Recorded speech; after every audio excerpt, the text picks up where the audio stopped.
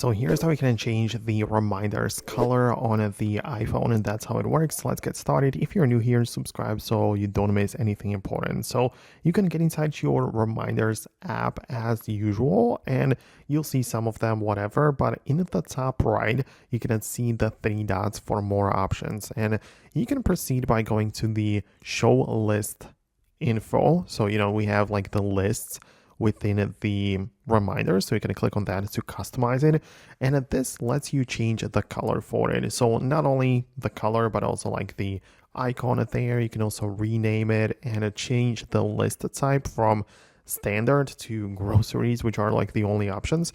But as you can see, you can change the color from those like how many 12 are available. So not really much to pick from, but you can change the colors for that right here. So if you want to separate it a bit more, just tap on the option left and click on the plus button to start a new list, right? So you can literally just go and start a new list like that.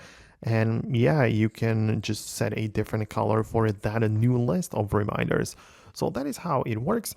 Just like always with these kinds of apps, you don't have to necessarily stick with the Apple reminders if you don't find it to be working the way that you want, because you can look up the App Store for reminders and so many other options are going to be available. So that's how you'll be able to get there as well. So thanks a lot for watching.